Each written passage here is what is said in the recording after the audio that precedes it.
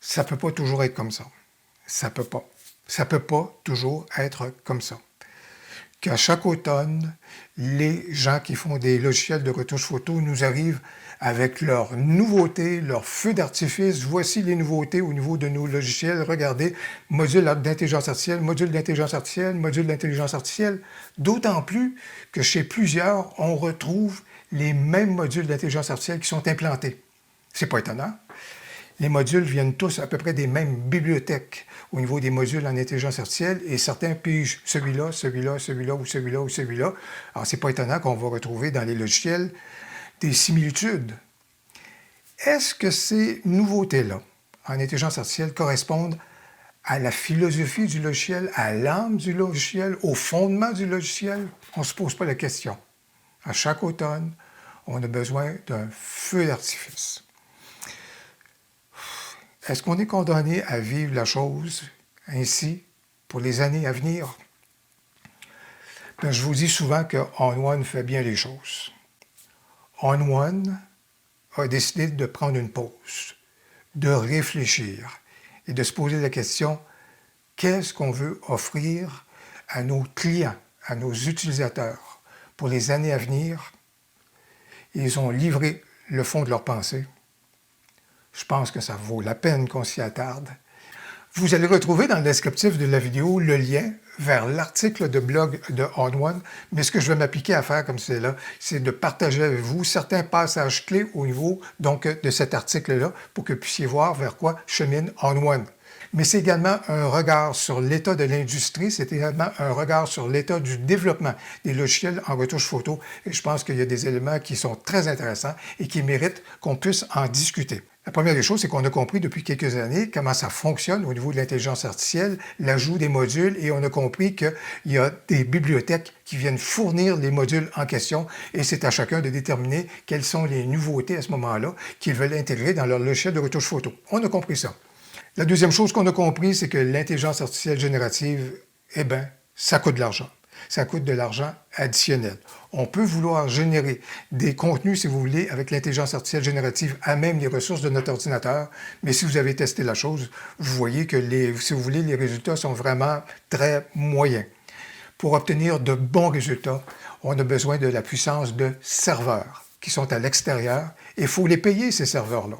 Alors, c'est pourquoi les compagnies ont différents systèmes à ce moment-là, ou si vous voulez, différentes hypothèses pour vous faire payer les ressources externes à ce moment-là liées à l'intelligence générative. Adobe a son système de crédit. Luminar Neo, à ce moment-là, va vous faire payer pour les outils, donc au niveau de l'intelligence générative.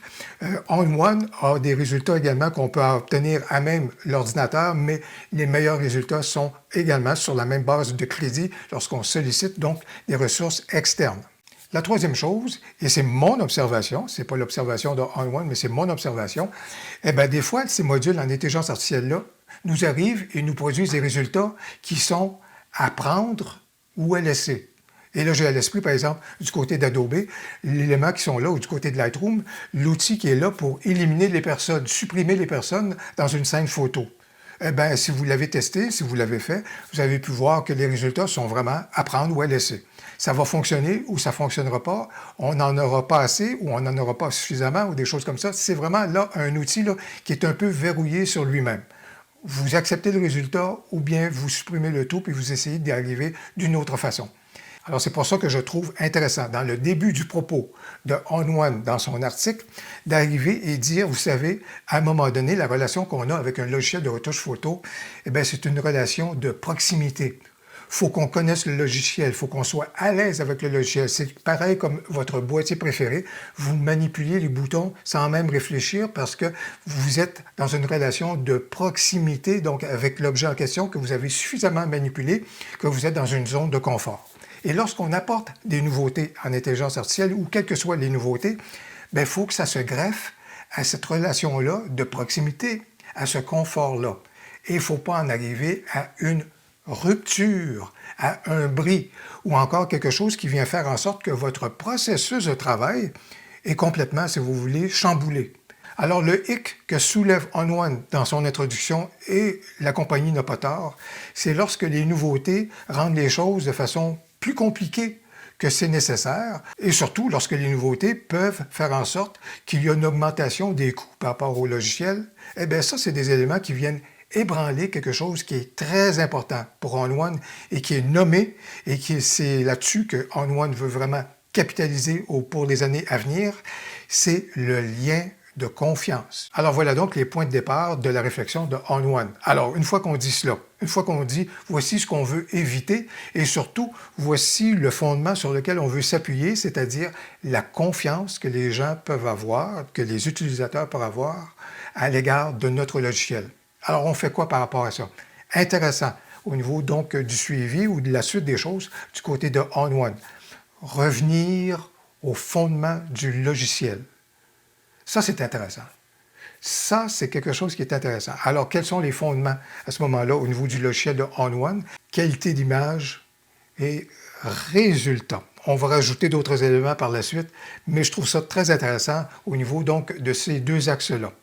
Qualité d'image. Alors, ON1 nous annonce qu'à ce moment-là, ils vont travailler pour obtenir une meilleure qualité d'image initialement. Et là, ça s'adresse plus spécifiquement, si vous voulez, au volet dératiseur du logiciel.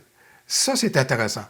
On n'est pas en train de dire « Ah, il y a de l'intelligence artificielle, blablabla, des choses comme ça. » Non, on revient au moteur même à ce moment-là du logiciel et ON1 veut que le volet dératisation à ce moment-là du logiciel soit perfectionné, soit amélioré.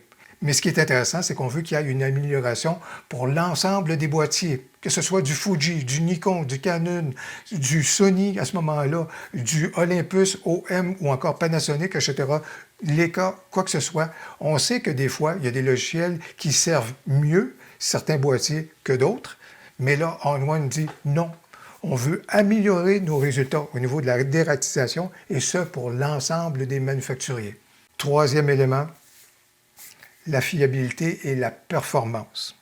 Et ça, on a besoin de ça du côté de ON1 parce que lorsqu'on démarre le logiciel, et vous êtes plusieurs à me faire des commentaires à cet égard-là, ça prend un certain bout de temps et on sent que le logiciel est assez lourd, sollicite beaucoup les ressources de notre ordinateur. Je vis l'expérience, j'ai 3 installations et je vois bien que le logiciel, à ce moment-là, a une certaine lourdeur. Et à ce chapitre-là, ON1 vient dire qu'il veut améliorer la performance du logiciel. Et j'ose espérer à ce moment-là qu'on va retrouver une certaine légèreté par rapport à tout ça. Et surtout, vous voulez également une fiabilité à l'égard du logiciel. Le quatrième élément que je trouve très pertinent, c'est que pour moi, ce qui caractérise ON1 Photorob, c'est le fait qu'on a toujours le contrôle sur les résultats. C'est fou le nombre de curseurs qu'on a et de fonctions qu'on a pour améliorer les résultats lorsqu'on travaille avec tel outil ou tel outil. C'est pas vrai que ON1 va nous arriver avec des modules en intelligence artificielle qui vont nous donner des résultats qui sont à prendre ou à laisser. Pour moi, ça colle pas à ON1. Ça peut coller avec d'autres logiciels, absolument. Et là-dessus, j'aimerais bien vous parler de Luminar Neo, qui pour moi, à ce moment-là, est si vous voulez, un agglomérateur de modules en intelligence artificielle, et il le fait très bien. Il a des années d'avance sur plusieurs à ce moment-là parce que ça fait des années qu'il a fait le parti pris d'être un agglomérateur de modules en intelligence artificielle. Et j'ai également le goût de reprendre mes tutoriels sur Luminar Neo parce qu'à ce chapitre-là, ce qu'il fait correspond à sa vocation. Mais du côté de ON1, c'est pas vrai que les outils qu'on a et qu'on veut nous proposer doivent nous donner des résultats, c'est à prendre ou à laisser. C'est pas la philosophie même de ce logiciel-là, c'est pas son essence même à ce moment-là. Alors, je trouve ça intéressant qu'ON1 prenne le parti pris de nous proposer des choses qui vont coller, si vous voulez, au fondement même, à ce moment-là, du logiciel. Au final, et encore une fois, je vais vous renvoyer vers l'article, mais ce que je trouve très intéressant dans le cas de la réflexion de ON1, c'est que tout ce qu'on veut faire, c'est leur affirmation, tout ce qu'on veut faire, c'est pour maintenir une relation de confiance à long terme avec nos utilisateurs. C'est pas quelque chose où est-ce que c'est moi qui l'interprète, ou si vous voulez, je vais y donner une certaine coloration. C'est pas vrai, je pense, et j'ose espérer qu'ON1 n'en arrivera pas toujours à nous faire des feux d'artifice à l'automne, avec toutes sortes de nouveautés, bling, bling, bling, bling, bling, bling, bling, comme ça, pour essayer de gagner à ce moment-là ou de conserver notre intérêt. Il ne semble pas s'en aller dans cette direction-là.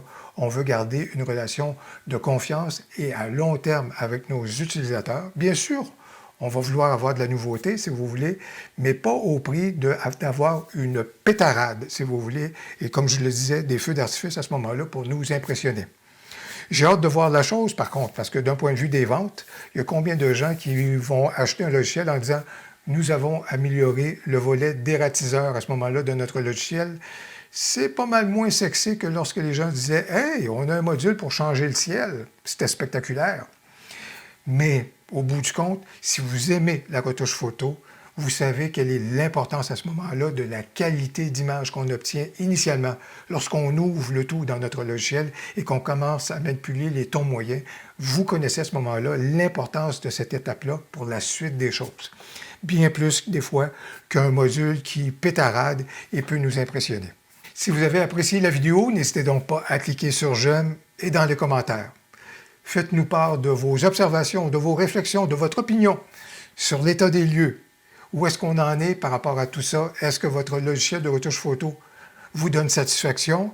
Qu'est-ce que vous aimeriez comme nouveauté? Est-ce que vous en avez déjà trop de nouveautés? Est-ce que vous aimez les surprises? Aimez-vous les feux d'artifice? On a bien hâte de vous lire. Au plaisir, à la prochaine.